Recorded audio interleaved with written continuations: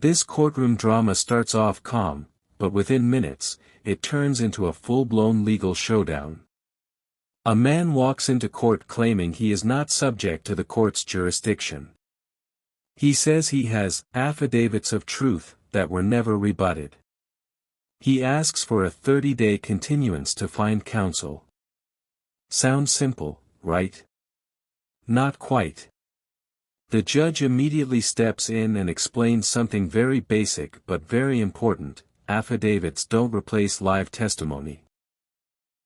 In America, witnesses have to show up in person because of the confrontation clause. You can't just file paperwork and expect the case to disappear. But that's just the beginning. The defendant then tries a classic sovereign citizen move, challenging the court's jurisdiction. He questions the authority of the court itself. The judge calmly shuts it down, explaining that jurisdiction belongs to the court where the incident occurred. No confusion. No debate. Just facts. Then things get even more interesting. The defendant brings forward his so-called Attorney General, who claims to be a foreign national and says he's not subject to the State Bar of Georgia. The courtroom gets tense. But the judge doesn't hesitate. She makes it crystal clear: if you want to represent someone in Georgia, you must be a member of the State Bar of Georgia. No exceptions. Foreign national or not. At one point, when pressed to decide whether he will represent himself or hire a licensed attorney, the defendant tries to invoke his right to remain silent. The judge interprets it as a not guilty plea and moves the case forward to trial. No nonsense. No confusion. Just law. This hearing becomes a perfect example of what happens when pseudo-legal arguments collide with real courtroom procedure. The judge stays composed, experienced, and firm throughout the entire exchange. And by the end, it's clear: in a real courtroom, facts and proper legal process always win. Submitting a withdrawal to you. You should have it shortly. All right, Mr. Brown, are you represented by somebody else? Yeah. For the record, I am DeMarcus Bay, the implied surety for DeMarcus Contrell Brown. And I would like to file a motion in the court for additional 30 days for me to seek counsel. Okay, so Mr. Bay, Yes. aka Marcus Contrell Brown, so you're seeking a continuance to get new counsel? Yes. Okay, do you have someone in mind, sir? I not right now. I'm seeking counsel. Okay, so here's the thing. I'm going to give you a continuance for 30 days, or I'm sorry, until January 5th. But by that time, you need to have counsel on board when they come back so that they can talk to the state to determine if there's anything they can work out on your case, or if they need to get all of the information necessary for a trial, if that's what you choose to do. So by January 5th, I will expect that you will have counsel. Well, I have paperwork on the docket that haven't been rebutted. I have affidavits of truth that haven't been rebutted. Okay, sir, we don't do affidavits. People have to appear in person because there's a confrontation clause in the United States Constitution that says witnesses, you have the right to confront witnesses in person. So we don't do affidavits, okay? If you have witnesses that are going to present testimony or evidence on your behalf, then you have to have them come to court and be sworn in and testify at that time, okay? So we're not doing any dismissing and all of that stuff. No, sir. When you get your counsel, they'll be able to discuss it with the state, and then y'all can present whatever to the court. And the accusing deputy must be present too, right? Okay. So the people always say that, but here's the thing. The state gets to choose whatever witnesses they wish to bring, just like your side gets to choose whatever witnesses you wish to bring. You can't rely on them to bring the person that you want. So if you want to subpoena someone to appear for trial, then you need to subpoena them. You cannot rely on the state to bring your witness. Okay. Okay. I got you. So, all right. Anything else? And jurisdiction can be challenged at any time, right? No, sir. Jurisdiction rests with this court because this is where the locus of the incident is. Well, Mr. Bay, let me just explain something to A court you. cannot confer jurisdiction. Mr. Bay, listen to me. Listen to me. Okay. I went to school for 3 years for this. That's full time. If I had gone part time, it would have been 4 or 5 years. And I have been working since, oh Lord, I ain't gonna give my age, but I've been a lawyer and a judge for quite some time. I've been a judge for 10 years as of this year. A lot of times people come before me because they've learned stuff from other people, or they've gone online, or they've read it themselves. But I tell you, it doesn't work the way you think it works. And so there's a set of statutes, cases, procedures, all of those things that we have to learn. In fact, let me show you something. Well, how do you have? Wait. You see this book right here? This is just this year's edition of all the stuff that I have to be able to find to figure out what's going on in your case. This is just this year's edition. And I got a book like this that includes evidence and procedure. I got a whole wall of books. So when you come in here challenging jurisdiction and all of this stuff people have taught you, it's not books. Can I show you my Black Law Dictionary? No, sir. Because Black's Law, that's a dictionary. That's not the full case. You know, you come in with all of these ideas about how you think the law works, but every lawyer in here has done at least 3 years of law school and trainings, trials, all of those things. So you're not going to change the way we do things. So the best thing to do is to get an attorney who can talk to the state about your case, and then we can get this resolved. Your case is pretty simple. You got traffic offenses. Well, I still want you to prove on the record that you have subject matter jurisdiction, personal jurisdiction. I'm not proving anything on the record, sir. I wear the robe. They put me in this position. I've been here 10 years. If I didn't have subject matter jurisdiction, I wouldn't be here. So you say it's not a difference between public and private for the record. There's no difference. Sir, get an attorney. Okay, all right. January 5th. Yes, sir. Okay. And Mr. Bay / Brown, you've indicated that you wish to have an attorney, so I'm going to rely on the fact that you're going to have an attorney. Don't come back here with the same stuff, and I already told you it's not going to work. So you're telling me United States codes don't work? No, I'm telling you don't know them. So first of all, right here. The United States codes don't work in Georgia because Georgia has its own code, OCGA. So the meaning of driver is different in Georgia. Yes, sir. But according to 49. Mr. Bay, I'm not doing this with you. Get an attorney. Okay. Thank you, sir. You're free to go. We'll see you on January 5th at 10. So, DeMarcus Contrell Brown. I have interest in that matter. Is the defendant in error free to go? If the who, what? Is the defendant in error free to go? No. Well, let the record show the defendant in error is ordered to state and participate. Okay, who is the defendant in error? That's a new one for me. The all cap name is trust that I am a beneficiary of. My name is not spelled in all capital letters. I have a court order decree saying that. Okay, Mr. Bay. Mr. Bay, do you have an attorney representing you, sir? Attorney General, my Attorney General is online. You may speak to me, sir. Is the Attorney General, Mr. Bay, hold on. Let me ask my question before you tell me something crazy. Is the Attorney General a member of the State Bar of Georgia? I'm a non-state actor. I'm a foreign national. Matter of fact, I filed Mr. Bay. Mr. Bay, I don't care if you were Alexander Putin, the premier of Russia. If you are in Georgia and you're represented by an attorney, that attorney would have to be a member of the State Bar of Georgia. Foreign national or not. Just as if you went to another country and you had an attorney represent you, that attorney would have to meet the requirements of that country and of that state. Okay, Mr. Attorney, Mr. Bay, hush. Mr. Attorney General. I'm trying to set a record. Mr. Bay, Mr. Attorney General, are you a member of the State Bar of Georgia? You want to unmute for me?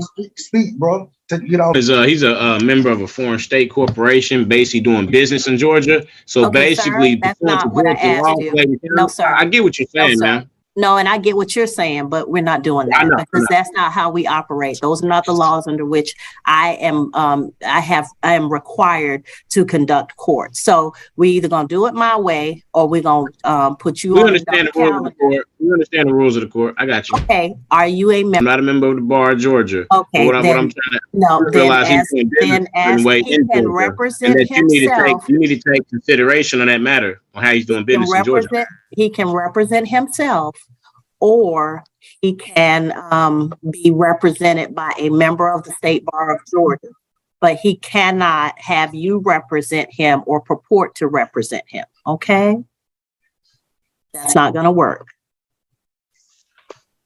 All right. So, Mr. Bay, do you wish to choose someone who is a member of the State Bar of Georgia to represent you, or do you wish to represent yourself? I invoke my right to remain silent as the beneficiary of Demarcus Cottrell Brown estate. Okay, sir. So, sir, you're invoking your right to remain silent, which means that you do not wish to enter a plea that I plead to be released. That would resolve your case today. As such, the court is going to enter a plea of not guilty for you. I object. You cannot practice law from the bench. Violation 28 U.S.C. 454. Judge practicing law from the bench. And put you on a trial court, on a trial calendar so that your case may be heard at trial. I object. All right, sir. Thank you. You'll get notice in the mail. If anything changes about your changes about your address, then you can go ahead and let us know by coming in. I demand evidence hearing. You will have that at the time of the trial, evidence hearing. You're not going to have an evidence hearing today because that's not what we're here for. This is dishonorable. I got your oath, Tammy Long. Hey. So, Mr. Bay, I'm going to enter a plea of not guilty on your behalf. You'll have a trial at which time you can have an evidence hearing. You'll get notice in the mail. You're in violation of Article 6, Section 2 of the Constitution. Your notice in the mail, then you can appear for hearing with whatever evidence that you wish to present. Although you are not required to present any evidence or testimony because the state has the burden of proving the case against you. Thank you, Mr. Brown. You're free to go at this time. All right, Kevin Jermaine Burrows. This courtroom hearing begins like any other, calm and procedural, but it quickly becomes clear that this is not going to be an ordinary day in court. A man, Demarcus Cottrell Brown, walks in and immediately sets a tone that signals things are about to get unusual. From the moment he stands before the judge, it becomes apparent that this won't follow the usual script. Demarcus begins by asking for a continuance, claiming he needs additional time to find legal counsel. On the surface, it seems like a standard request, something a judge might grant without much hesitation. But then he introduces the concept of affidavits of truth, insisting that they have not been rebutted. These aren't ordinary documents, they are part of a strategy often used by self-proclaimed sovereign citizens. The idea is that by filing documents in a certain way, the law somehow bends in their favor. It's a belief rooted more in theory than reality, and the judge wastes no time in clarifying how things actually work. The judge explains that affidavits, no matter how detailed, cannot replace live testimony. Court proceedings require that witnesses appear in person to answer questions and be cross-examined. This is not optional, it is a constitutional requirement. The Confrontation Clause of the United States Constitution guarantees the right to face witnesses directly, to challenge the evidence against you, and to ensure that all claims are tested in open court. Demarcus listens, but instead of accepting this, he pivots to another tactic, one commonly seen in sovereign citizen cases, questioning the court's jurisdiction. He challenges the authority of the court, attempting to argue that because of his personal beliefs or interpretations of law, the court has no power over him. This is a classic move in pseudo-legal arguments, a claim that somehow, by separating the person from the legal system, one can avoid accountability. The judge responds firmly and clearly, emphasizing that jurisdiction is not a philosophical question, It is determined by where the alleged incident occurred. If an event took place in that county, the court presiding there has the legal authority to hear the case.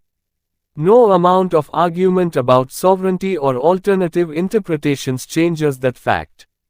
But the hearing doesn't stop there. DeMarcus begins referencing legal terminology, even citing Black's Law Dictionary, trying to give his argument an air of authority. He seems to believe that quoting legal definitions is equivalent to understanding the law itself. The judge quickly dispels this notion, explaining that law is far more than a collection of definitions. It is a complex system of statutes, case precedents, constitutional interpretations, and procedural rules. Legal dictionaries are reference tools, useful for understanding terminology, but they cannot replace years of legal education, training, and courtroom experience. The situation takes another turn when DeMarcus introduces his so-called Attorney General. This person claims to be a foreign national and asserts that, because of this status, they are not bound by the rules of the Georgia State Bar. The courtroom tension rises, but the judge responds decisively. In Georgia, anyone who wishes to represent another person in court must be a licensed attorney. Nationality, personal belief systems, or claims of sovereignty do not create exceptions. The courtroom operates on enforceable rules, and the judge makes it crystal clear that these rules are non-negotiable. As the hearing progresses, the judge presses DeMarcus to clarify whether he will represent himself or retain a licensed attorney. DeMarcus attempts to invoke his right to remain silent, likely hoping to avoid giving a direct answer. In criminal law, the right to remain silent protects against self-incrimination, but the court requires procedural clarity. Silence cannot serve as a strategy to halt proceedings indefinitely. The judge interprets his silence as a not guilty plea and sets the case for trial, moving the process forward despite the attempts at delay. Throughout this hearing, the judge demonstrates an extraordinary level of composure and professionalism. She does not mock the defendants or show frustration. Instead, she calmly applies the law step by step, dismantling pseudo-legal arguments with precision. Her responses illustrate the contrast between belief-based legal tactics and structured legal procedures. The defendants attempt to introduce confusion and delay, but the court remains a place where facts, law, and procedure govern outcomes. The hearing also highlights the broader theme of how individuals interact with the legal system. Some attempt to bend the rules using misinterpretations of law or unconventional arguments. They may cite dictionaries, file documents claiming absolute authority, or assert alternative identities to avoid accountability. While these tactics may appear clever to outsiders, they rarely succeed in a courtroom where established law and procedure prevail. The judge's handling of the situation becomes an educational moment, not just for the defendants, but for anyone watching, a clear lesson on how the justice system functions and why understanding the law matters. As the minutes pass, the courtroom exchange continues to be tense but informative. Every argument, no matter how creative, is met with reasoned explanations grounded in statutes, precedents, and legal principles. The judge emphasizes repeatedly that law is not negotiable, that legal representation requires licensure, and that constitutional protections have specific applications that cannot be bypassed. By the end of the hearing, it's evident that attempts to manipulate the legal system through pseudo-legal strategies are futile in a real courtroom. Jurisdiction, procedure, and licensed representation are not suggestions, they are enforceable rules. The judge's methodical approach underscores the importance of legal knowledge and the limitations of personal belief systems when faced with codified law. This case serves as a fascinating insight into the dynamics of courtroom interactions. It shows what happens when unconventional legal arguments collide with professional legal standards. While the defendants may believe they are navigating a loophole or discovering hidden truths, the court remains guided by principles designed to ensure fairness, accountability, and adherence to the law. The hearing becomes more than a dispute over procedure. It transforms into a demonstration of the authority and structure inherent in the legal system. Ultimately, this courtroom drama illustrates a universal truth. No matter how persuasive an argument may sound outside of legal context, in court, facts, procedure, and legal authority always prevail. The judge's composed, thorough, and unwavering approach reminds everyone watching that knowledge, preparation, and respect for the system are not optional, they are essential.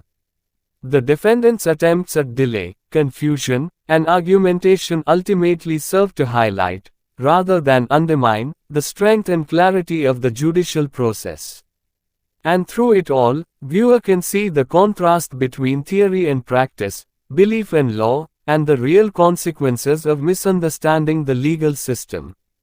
It's a masterclass in courtroom procedure, an educational moment for anyone curious about law, and a reminder that in the real world, the law is not flexible to fit individual interpretation. It is a framework that governs behavior, ensures accountability, and maintains order.